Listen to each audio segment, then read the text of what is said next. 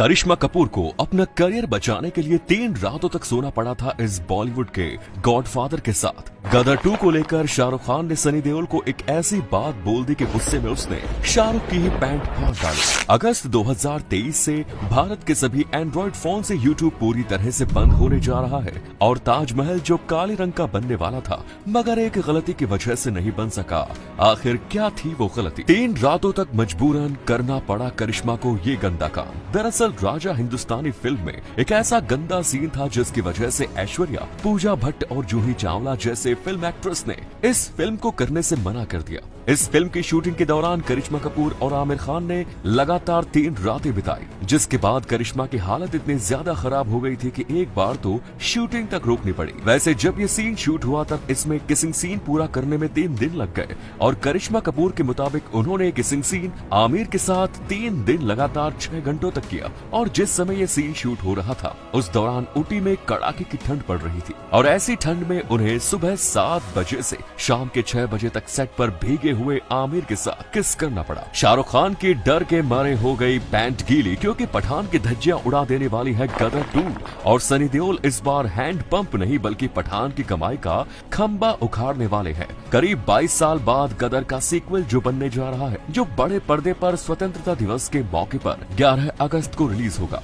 इसमें सनी देओल के साथ अमीषा पटेल और उत्कर्ष शर्मा नजर आने वाले हैं। हाल ही में इसका एक सीन सोशल मीडिया पर लीक हो गया जिसको लेकर ये चर्चा का विषय बन गई। दरअसल पहली गदर में सनी पाजी ने हैंडपंप उखाड़ा था मगर इस लीक हुए सीन में सनी देओल सीमेंट का खंबा उखाड़ते नजर आ रहे हैं, जिसे लोग सीमेंट का खंबा नहीं बल्कि पठान की ताबड़तोड़ कमाई का खंबा मान रहे हैं, जो सनी देओल शाहरुख से पुराने दुश्मनी का बदला लेने के लिए कर रहे हैं। क्योंकि 1993 में आई डर फिल्म में सनी और शाहरुख ने साथ में काम किया। जब इस फिल्म की शूटिंग शुरू हुई तब डायरेक्टर यश चोपड़ा ने सनी देओल के सामने हीरो या विलेन दोनों में से किसी एक का रोल करने की चॉइस रखी और सनी ने हीरो वाला रोल सिलेक्ट किया। सनी के हीरो बनने के बाद विलेन का रोल शाहरुख खान को दे दिया गया जो उस समय इंडस्ट्री में नए थे। मगर जब फिल्म रिलीज होकर सुपर हिट हुई तब लोग सनी से ज्यादा शाहरुख खान की तारीफ करते, जो बात कहीं न कहीं सनी देओल को पसंद नहीं आई और वो तभी से शाहरुख खान से इतनी नफरत करने लगे कि गुस्से में एक बार उसने एसआरके की पैंट फाड़ डाली। दरअसल इस मूवी के एक सीन में सनी देओल को विलेन शाहरुख के हाथों चाकू का वार झेलना था। अब क्योंकि सनी इस फिल्म में कमांडर का रोल कर रहे थे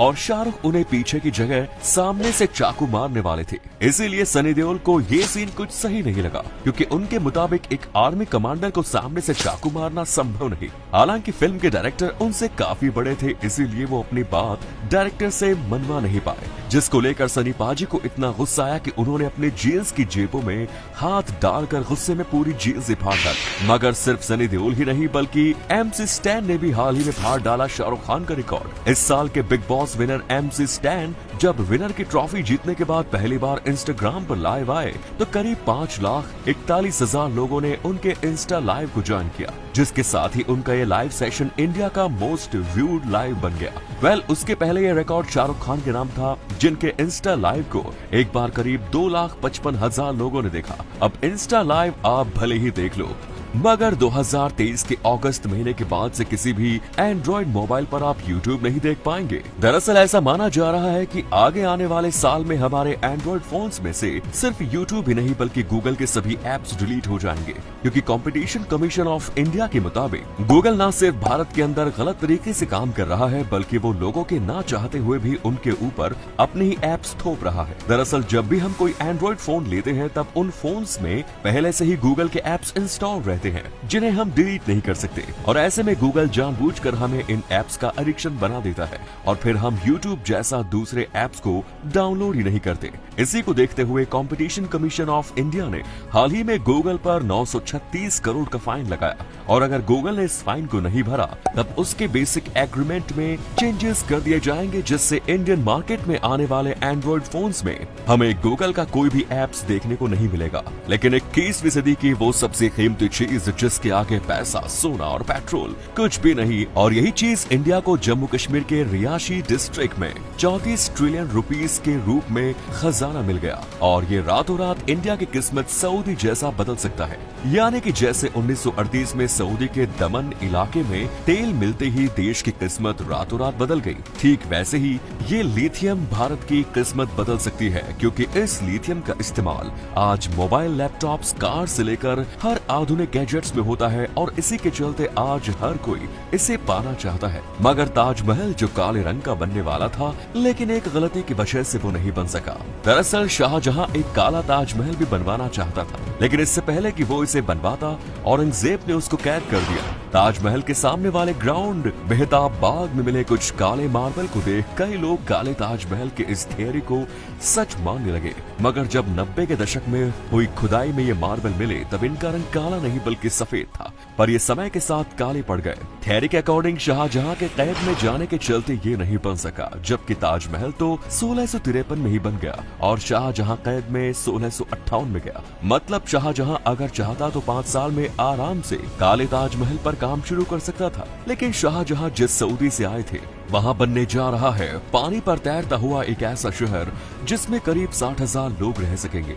दुबई को नीचा दिखाने के लिए सऊदी अरब ने पेंगियोज नाम की फ्लोटिंग सिटी बनाने का ऐलान किया है, जिसकी कुल लागत करीब 65,000 करोड़ रुपए से भी ज्यादा होगी। हालांकि ऐसा नहीं है कि सऊदी ये पहली बार कर रहा हो, बल्कि इसके पहले भी वो अपने कुछ शहरों और 3308 फीट ऊंचे जेद्दाह टावर की वजह से चर्चा में आ चुका है। ये एक कछुए की डिजाइन वाला तैरता शहर होगा, जो सिर्फ एक शहर नहीं बल्कि दुनिया का सबसे बड़ा यॉट भी है, जो 1800 फीट तक फैला, लंबाई 550 मीटर और चौड़ाई 610 मीटर होगी। साथ ही इसमें hotel, club, shopping mall, park, villa, helipad और छोटी शिप के लिए पोर्ट तक होगा। इसके विंग्स में 19 प्राइवेट विला और 69 अपार्टमेंट्स अलग से होंगे। लेकिन ये ट्रिक बचा सकती है आपको कैप्चा इमेज सिलेक्ट करने से। वेबसाइट्स पर आने वाली इन कैप्चा इमेजेस के झंझट से बचने के लिए आपको बस रिकैप्चा को लॉन्ग प्रेस करना है, जिससे सिस्टम को ये लगेगा कि आप पक्का रोबोट नहीं है, क्योंकि अगर रोबोट होता तो वो तुरंत क्लिक कर देता। अगर मैं आपसे कहूँ कि इस तस्वीर में एक आदमी खड़ा है, तो क्या आप मेरा यकीन करेंगे? नहीं ना। मगर यहाँ वाकई में एक चाइनीज आर्टिस्ट खड़ा है, जिसने खुद को कुछ इस तरह से पेंट किया है कि ये गायब हो गया है।